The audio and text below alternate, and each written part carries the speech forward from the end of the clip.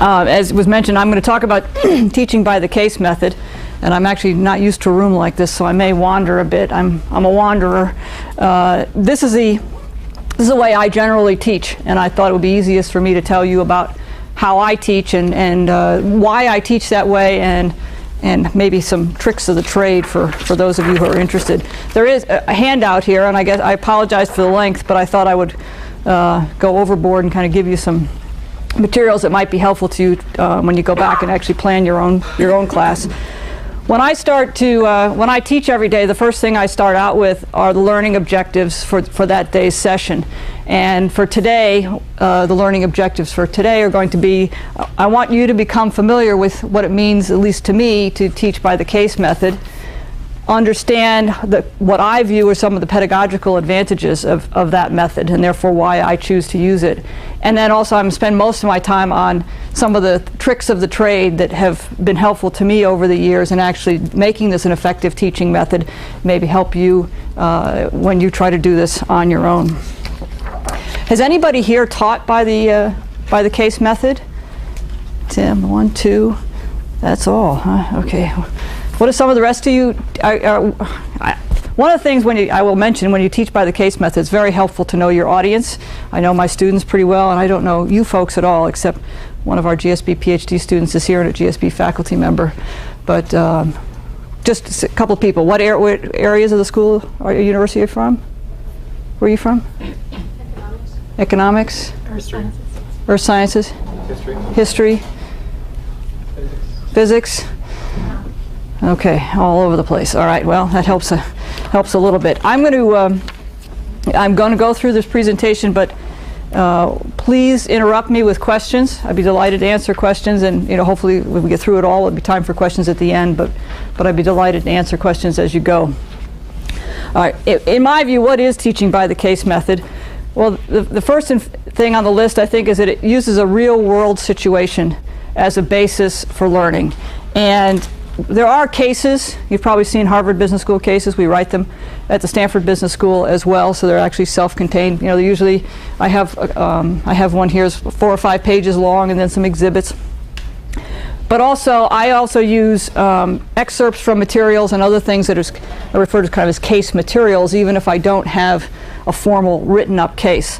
I just came from a class today where I taught the financial reporting implications of Disney Company's acquisition of ABC Capital Cities. And I didn't have a case, but there was an article in Barron's that had ripped apart the accounting, and that was sort of the formation of the case. And then I had other articles and readings that I put together as a packet for the students so that they could understand the situation that surrounded this acquisition, and we could talk about the details of it, even though I didn't have a formal case. So you can use this method even if there's not an existing case, or you don't want to take the time to actually write one, although it doesn't take that long to write a case. The other thing about it is that it's an interactive discussion format. I'm hoping I'll get some interaction here today, because I don't like to stand up and hear myself talk all the time. And I'll tell you why why I think that's a good thing.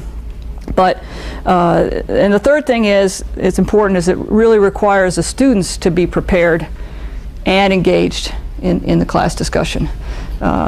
You as faculty members or would-be faculty members are going to be prepared when you teach, but you have to have the students become prepared, and then you can have a meaningful discussion. So sort of these 3 elements to me is what makes case teaching. When you have all of these 3 things, I think some great educational things can happen in the classroom. So why do I use the case method? The primary reason is that I'm a believer in active learning. What I mean by this is that if I just stand up here and talk like I've been doing already, you'll retain some of this, you'll remember some of it, and you walk out and won't remember all of it. If you actively participate, at least this is my belief, if you actively participate in your learning, you're going to own it. You'll remember more of it. If you raise your hand and ask a question or make an observation, and somebody else on the other side of the room says, "Yes, but had you thought about this?" you're always going to remember that. And kind of the neatest times in class is when a student will raise their hand and say, "Well, I think the company should do this." And I'll say, "Well, why?" And they'll say, "Well, because..." "Oh, no, never mind, that wouldn't work." And they've discovered that, is to sort of discovery learning. They've discovered that for themselves, and they will always remember that. But if I had just stood up there and said, no, the company can't do this for the following reason, they would have written it down and walked out and never would have remembered it, never would have owned it. So that's actually the primary reason. I really believe students learn more from this method of teaching. A second advantage that I see is that you get real-time feedback on student comprehension and in the classroom. So, you look out at a sea of faces. You can't read people's minds as an instructor. You have no idea whether they're thinking, this is so obvious and boring, why is she wasting my time? Or, I'm completely lost, I have no idea what she's talking about, wish she would go into more detail or explain things. And so if you have this interaction going with the students, you get feedback from them. They're asking questions, you're asking them questions, and you can constantly gauge where they are they with you or not, and then you have the flexibility in the classroom to divert what you're doing and kind of clear up expectations. Or if everybody's with you and it's just, we've done it, we don't have to talk about it, move on to something else. And so I think you are more efficient in the classroom, more effective, and I think the students enjoy it more. Another important objective, and this is certainly true in the business school, and I think it's probably true in just about every field in the university, is that this is a way to teach critical thinking and how to exercise judgment. It's not just teaching technical material. I could teach technical material. I could tell them the debits and credits, and how to do this. But first of all, that's not what accounting is about, the way I view accounting. That's what bookkeepers do. That's not what accountants do. And by focusing in the classroom on discussion and having the students test out their ideas and ask them questions that make them think and come up with their own views, they're beginning to understand how to think critically and analyze issues. There are always pros and cons to just about every issue, but it's really difficult to know without a lot of experience, in our case in the business world, how to weigh those pros and cons. Whereas in the classroom you can simulate that to a certain extent because, well, the answer could be A or it could be B. Well, why would it be A? There's 5 things. And you begin to understand which of those 5 things is important and which isn't important, or in this particular case, and why one of those might be important in another situation. So it really, I believe, helps us teach critical thinking and judgment, and I think that's a very important part of what we should be doing. It also helps to bridge the gap between the classroom and the real world. And again, this is something I think is not unique to the business school. You think about textbooks. Everything in textbooks is canned, and it's kind of little examples, and everything works neatly. They tell you in the question exactly what you need to know to solve the question, solve the problem. Not much more, not much less. So the students know what they have to do. You go out in the real world, and it's chaos, right? No idea what information is important, how to gather information, how to sift through it, figure out what's important, what's not important, how to make sense out of that chaos. The case method is kind of in between. It's not the real world. It's 5 or 6 pages and a bunch of exhibits. So the case writer has narrowed it down quite a lot, but on the other hand, there's a lot more there than is typically there in a textbook or in a made-up problem. And so it's kind of halfway in between. It sort of begins to teach the students how to figure out what's important to their analysis, what isn't important, things that they should be thinking about.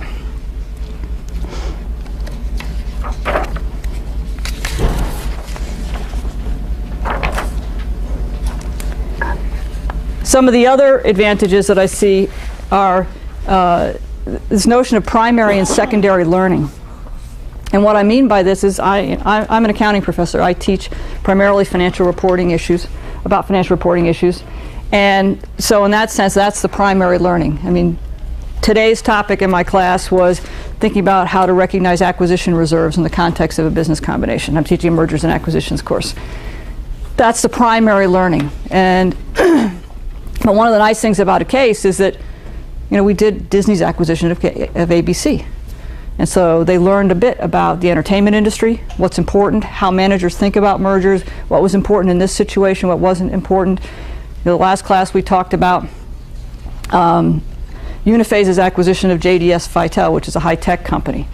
And they learned more about active and passive fiber optics components and what was important and how the cable system works and all these things that would not be a part of their normal learning. So it makes it interesting because you have context And in accounting, you can't do accounting in a vacuum, as I would imagine a lot of other fields represented in this room. And so not only do you set context, but it allows them to learn about something other than your topic area. It learns the context in which that fits, and secondary learning takes place. So that's kind of an added benefit. Another thing is that complexities of real-world problems are part of the analysis. And what I mean by this is, I'm not good enough to make up situations that have the subtleties and the interesting nuances that happen in the real world. And yet, when they're in a case, I mean, it's just there. You don't have to think about everything. The company is, in our case, we use case companies. The company is operating in a complex environment, and that becomes obvious through the case.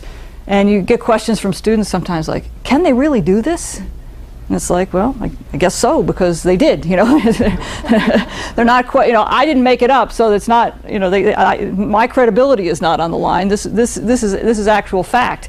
And sometimes you say, okay, here's the subject that we want to talk about, and this thing could have an effect. Well, if you tell them that, you just tell them, they say, okay, that could have an effect. But if you're using a case, you can see how big the effect is, how much you know about the effect, how that effect is playing out. And sometimes when I walk in the class, the downside of this, all of this, is I walk in the classroom having prepared the case, right? Many of these cases I wrote. I teach electives, so I teach a lot of my own material. But there's some things in these cases that I've never seen before, or things that I haven't thought about before, and the students will raise questions. Well, what about this, or what about that? And it's like, well, where did you, how did you get to there from what was in the case? And it's always there. So when you've got 60 people, or what the size of our classrooms, reading cases and asking questions, there's just a lot of rich detail there that can help enrich the discussion and help enrich their learning of your subject matter. Unstructured problems. Again, this gets to the complexity and making sense out of chaos, which is one of the things that we try to help our students learn how to do.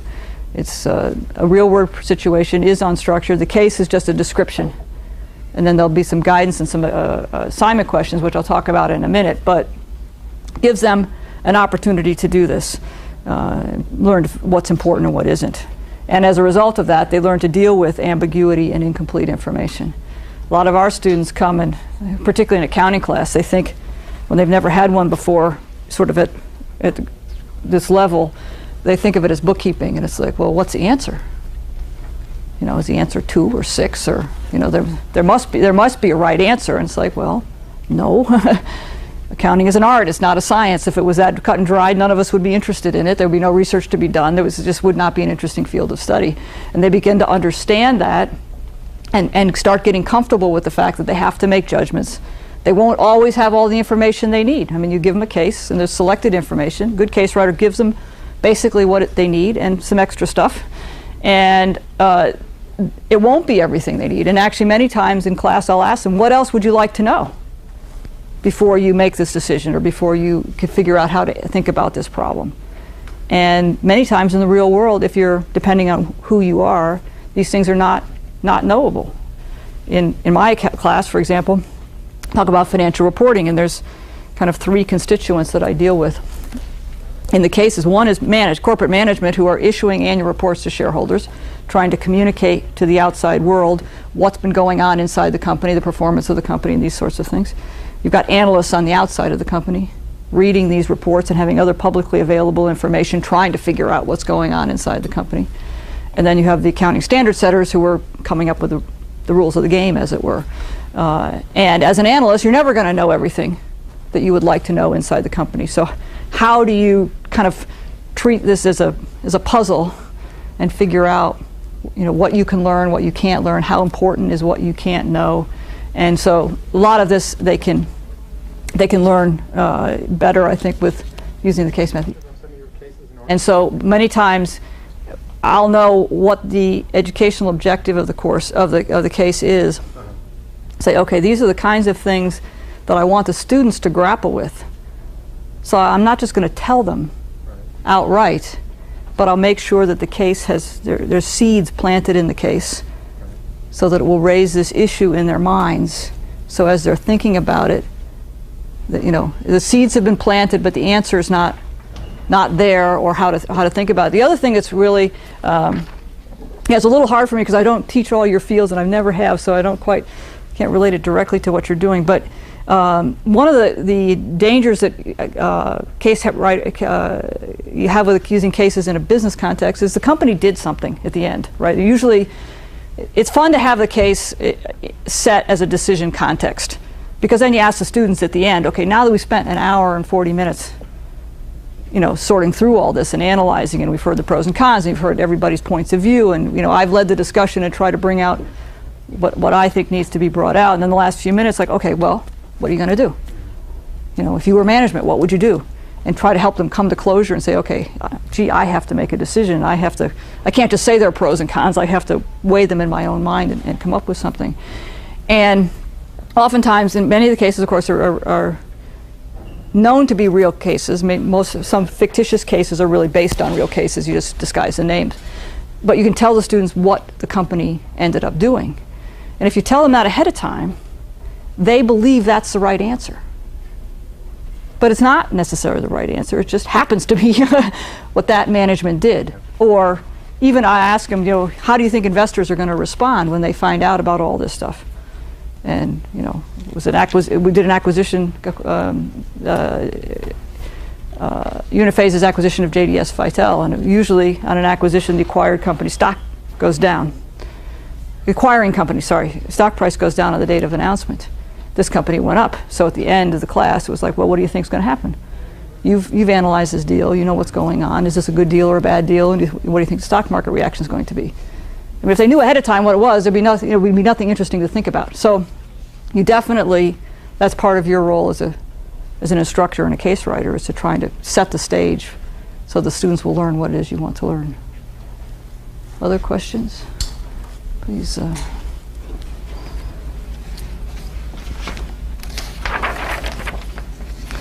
Okay, so how do we do this? And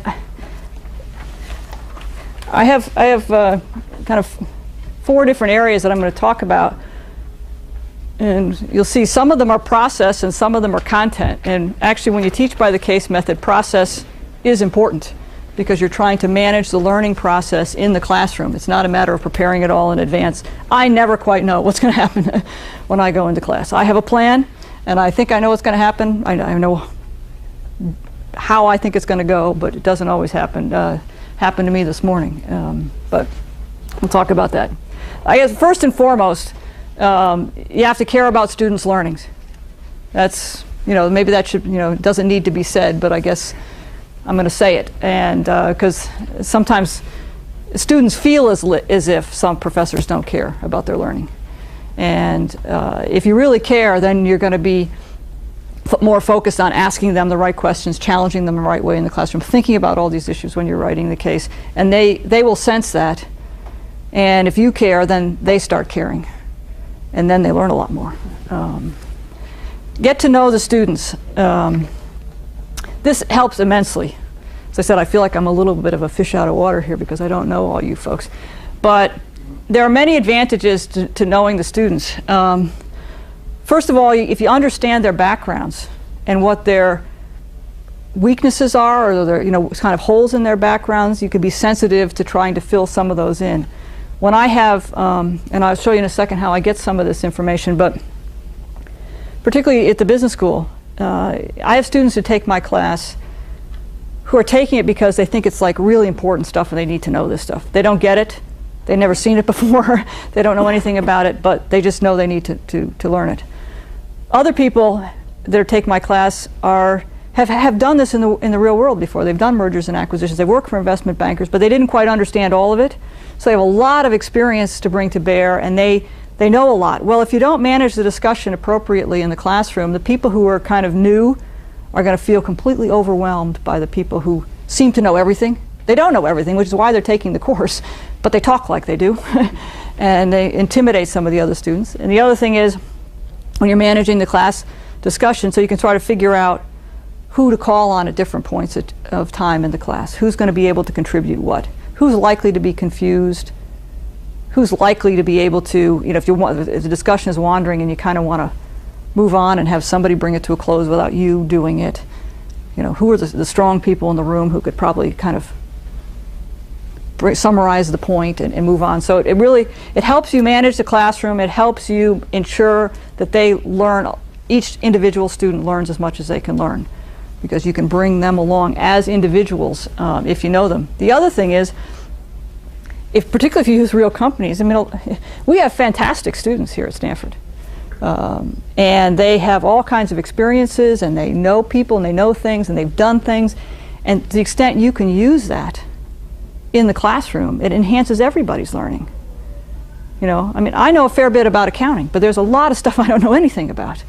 And whether it's technical details about electronic components, or I have a couple of law students in my class, and every once in a while something will come up in a case, and one of my students will say, well, what about this, or won't they get into legal trouble? And, I look around and say, where are my lawyers? You guys answer the questions. And it's great because that way everybody in the room is contributing to the learning of everybody else in the room. They're not depending solely on me to come up with everything. And I learn a lot.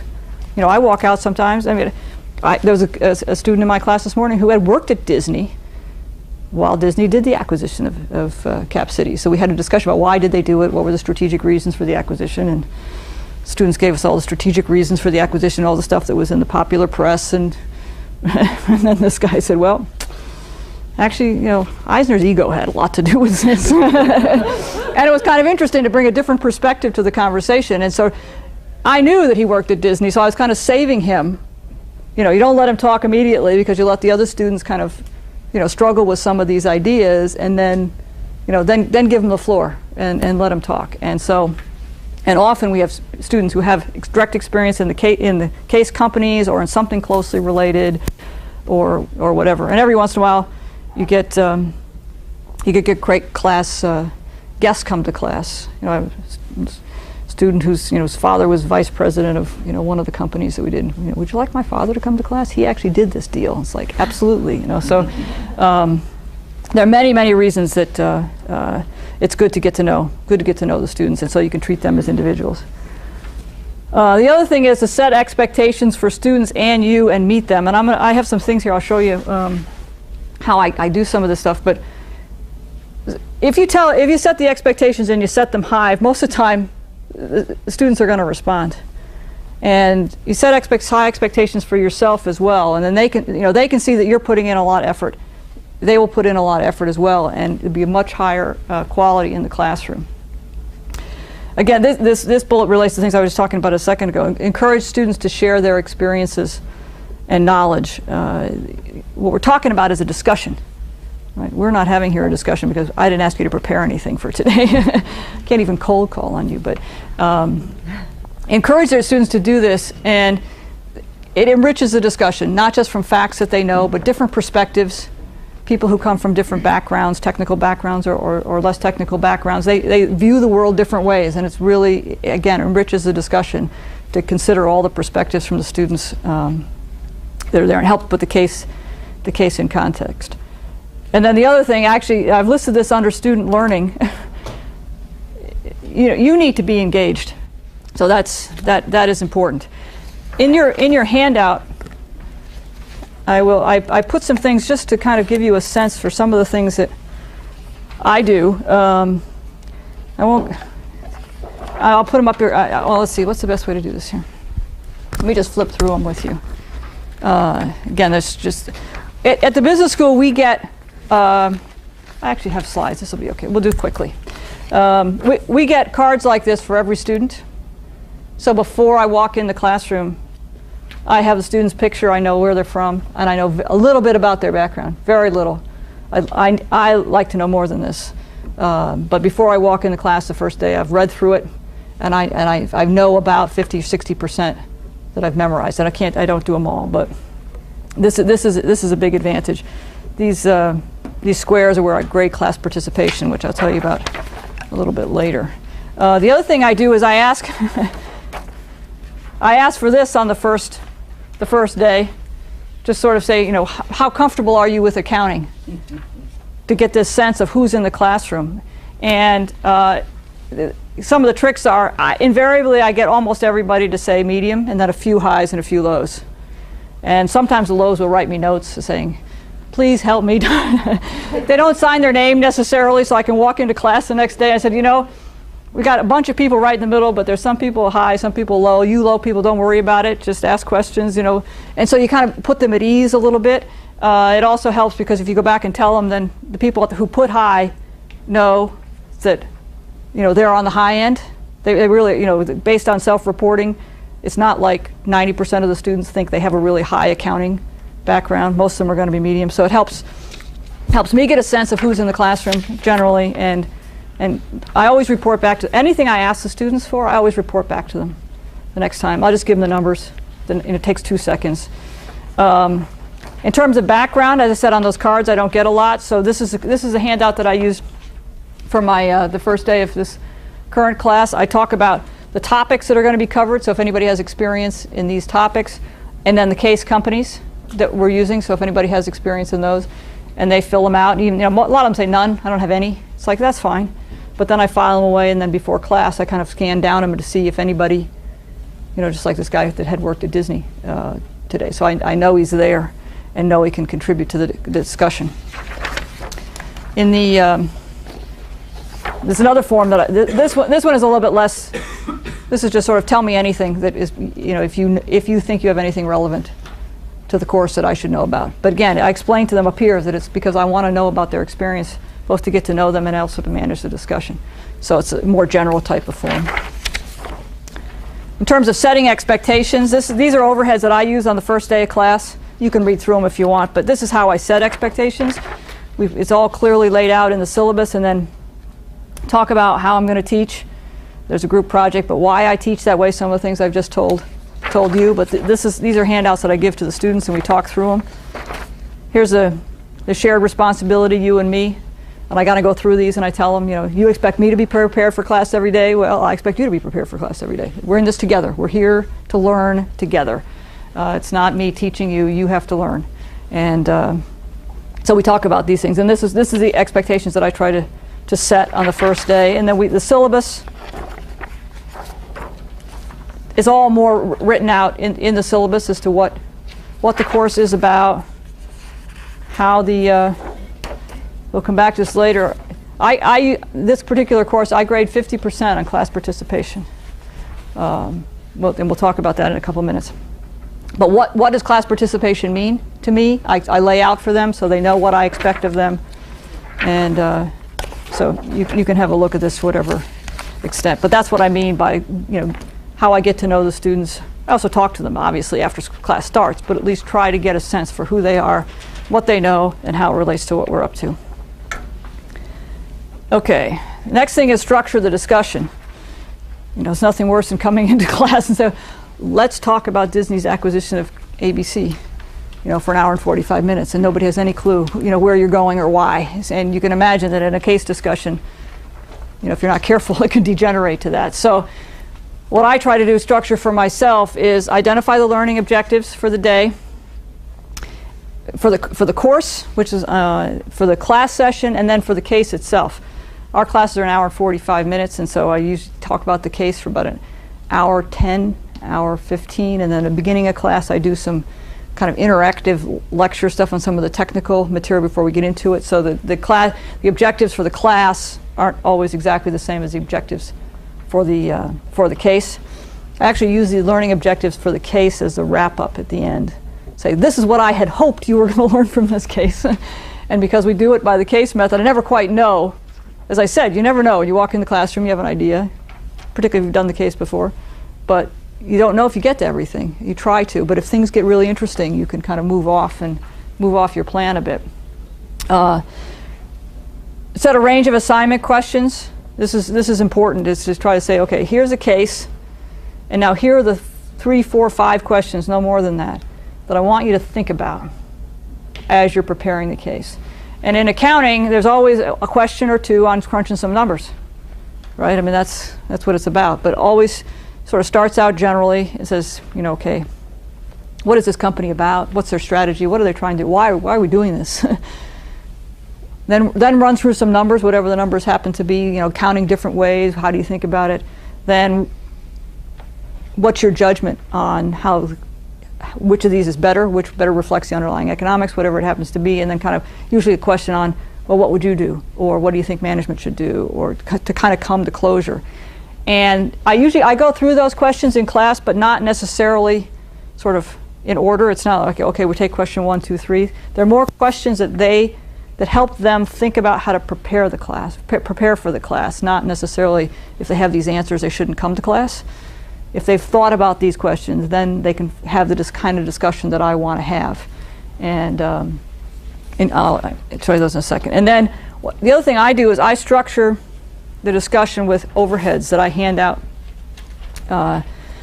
out before class. These are the overheads for today's class. They're actually thinner than normal because there was some pretty tough number crunching that took a bunch of time. But this is what I hand them. Oh, for our MBA students, all has to have 3 holes. They don't like it if you don't have 3 holes. The first thing is the learning objectives, and I put some of these in your case. And then these are my overheads. Oh. Okay, and sometimes I'll have some, you know, if there's some. Today there weren't any specific numbers that I put in here, but every overhead has a question at the top. Acquisition reserves. What are they? Why do they arise? We spent 25 minutes on this slide this morning, which was a lot more than I had intended, but we had a very interesting discussion. And then at the top, so the top of every page, are all questions, and I have some sense of how long I want to spend, so it's how much space I leave. And when I'm done, let's take a second here. This is from my class today. You know, the overheads are filled out based on what the students say, and so when they get done, so the question is, how do I not give it away? Well, I don't give them any answers. I only give them the questions. And when they're done, their notes are organized, so they sense that we didn't wander from topic to topic, that we talked about this, we talked about that, and the questions build to the end the way I want to build things. I don't always know what they're going to say. That's why it's not all filled out, because it is a discussion, and I'll write down points that they'll talk about and figure out whether, to the extent they have merit. If there are numbers that are crunching that I don't want them to waste time, I'll put like with an acquisition, I may put down the 2 companies sets of numbers and say, okay, now what would the company look like if we use purchase accounting? And those are blanks, and then we'll fill them in together in class, and they'll help me figure out what numbers. But I kind of do some of that stuff, so they don't know the answer, but this facilitates their note taking and shows them that there's organization, but it's only questions. Is Disney managing earnings or properly accounting for the acquisition? The very last slide. What should management do in response to the criticism? To again try to bring it together, but always questions that they can answer, and I choose the questions carefully. So again, in your handouts, course objective for the first day, course learning objectives that I give them on the first day. This was today's assignment. They're reading, and then the 4 assignment questions.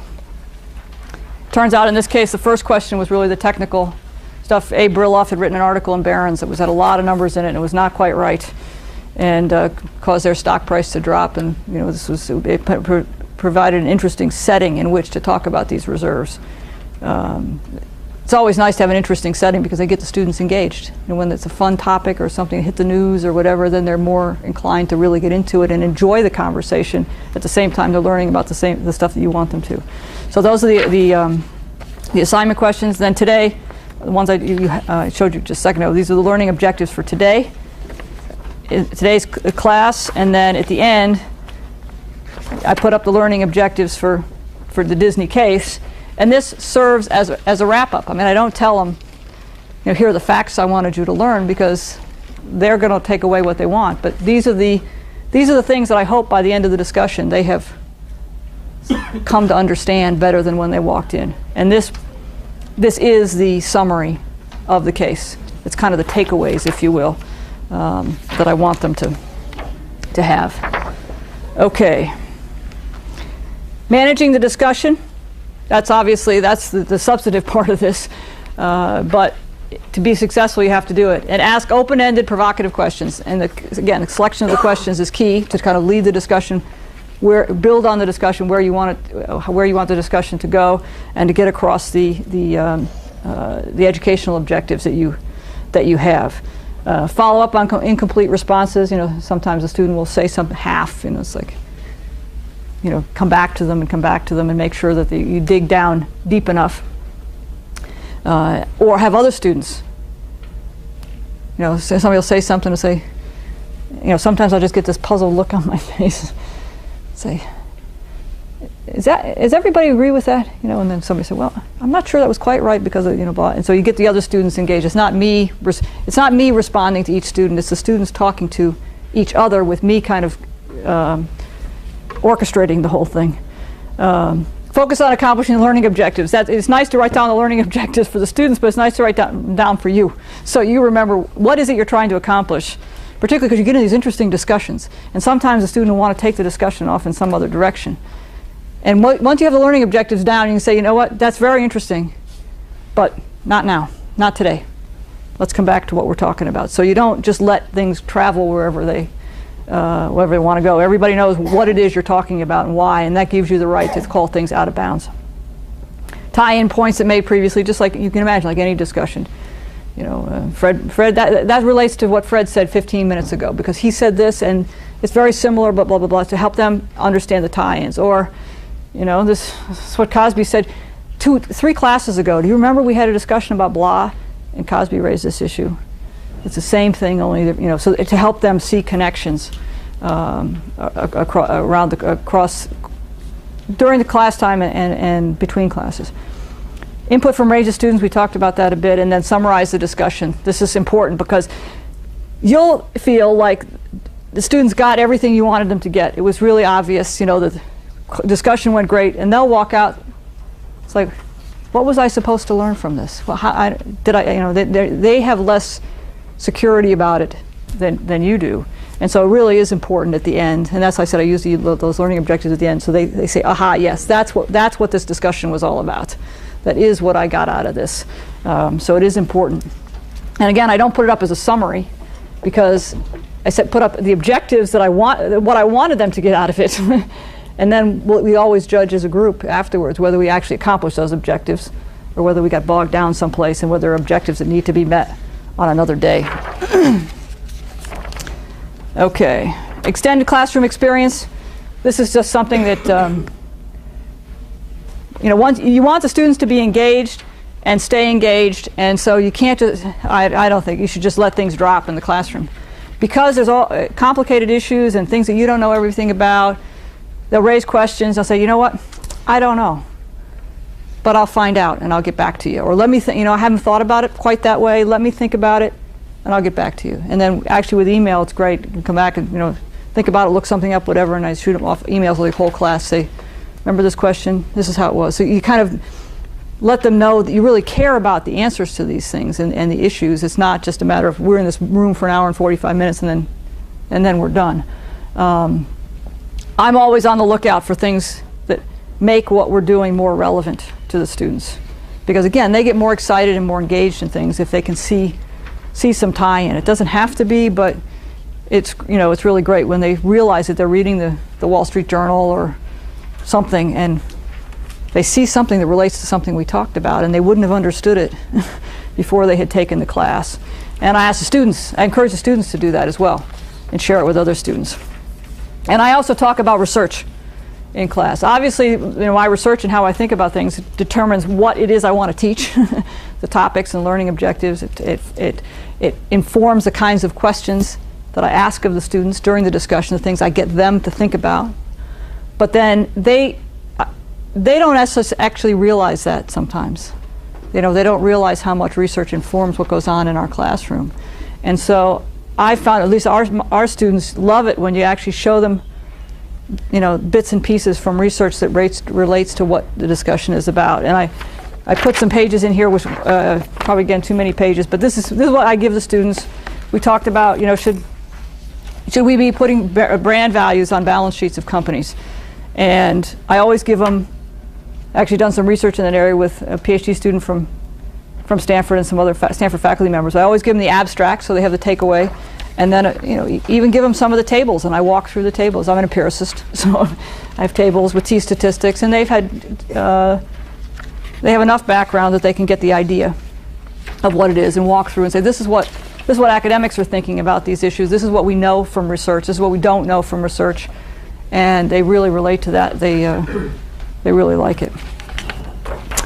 Okay, the last trick of the trade that I have here is, unfortunately, you have to motivate discussion, and doing really interesting things and all this stuff, that really helps, but putting a lot of course grade on it helps as well.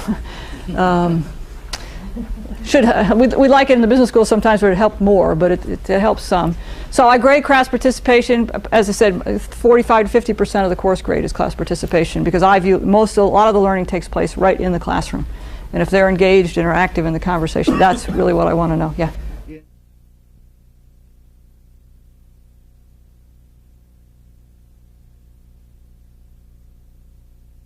They've never challenged me. And I'm actually very careful about it. I showed you that the card that had those 20 boxes for the 20 sessions.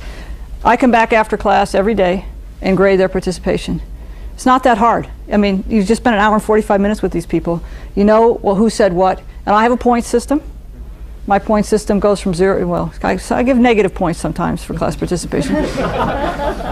if they completely derail the conversation, or it's just it's like negative. But basically, 0 to 5, I give them some credit for coming to class, because I grade on attendance as part of class. You can't talk if you're not there, so I give them just for showing up. So I know who's there, take attendance. I have a seating chart with their pictures on it. And that's the other way I get to know them. They sit in the same seat, and I know their faces, so I get to know them really well. It's not that hard. It takes me about 5 minutes. And then I grade, were they active in the conversation? Did they say something? Did they say something really good? Did they say something really great? So I kind of have this point scale, and I just add it up at the end. So it's not like at the end of the quarter I say, oh, let's see, how did this go? And I know what days they were there, and actually sometimes I'll jot down, Fred made this great point about so-and-so, or, the one day my law student just went on for 10 minutes explaining all this intricacies of stuff, and it was fantastic. The whole class was just in awe, and he got great marks for the day. So it's more objective than you actually might think, and I've never had a student question me about it. Yeah.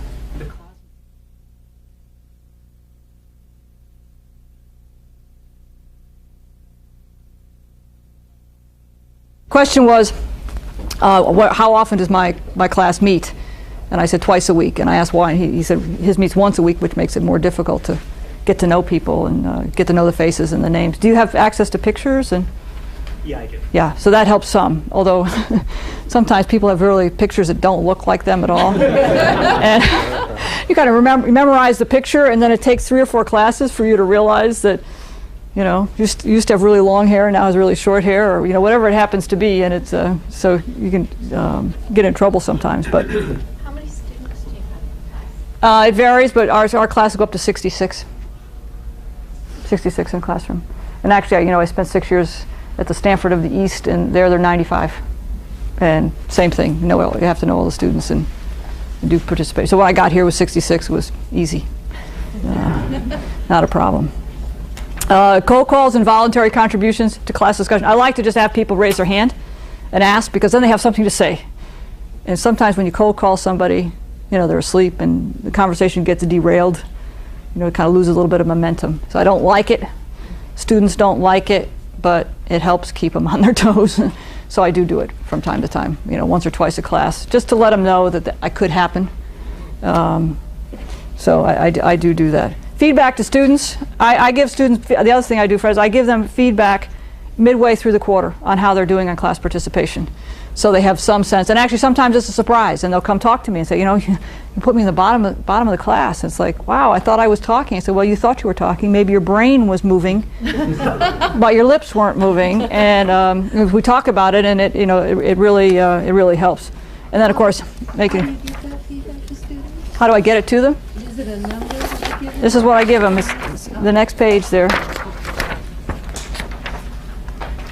And I hate to be too precise. We're only halfway through the quarter. Quarters are really short to begin with. But I'm coming back every day. I have these numbers. I just add up the numbers, rank them.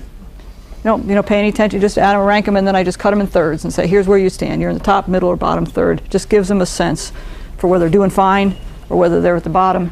And then I always put a little note at the bottom. You know, for the high ones, keep it up. It's great. Love to have your contributions. For the ones at the bottom, should we talk? Yes. Yeah. Do they understand that you could be in the bottom third and still be doing okay? Oh yes, and actually this is kind of a little trick of the trade. Grades, our grade distribution is not 3 grades, right? So they can't map. I don't want them mapping this ranking into a grade. I do that on purpose. I want to give them a sense for where they are, but I don't want them to say, oh, I got an A. I mean, we don't, in business school we use H's and P pluses and stuff, but I don't want them to say they have an A or a B or I'm failing in class participation. So I do that on purpose, just to give them a sense for where they are. And sometimes some students will start out really quiet, and then they'll start picking up, and I'll tell them, you're in the bottom third, but you've been improving a lot lately. I can tell from my numbers, and I say, keep it up. I appreciate the increase, and blah blah blah. So I give them a little bit of one-liner or so on the bottom, yeah.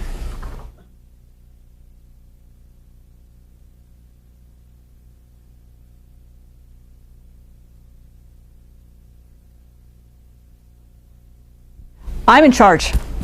They still have to raise their hand, okay? And I have to call on them.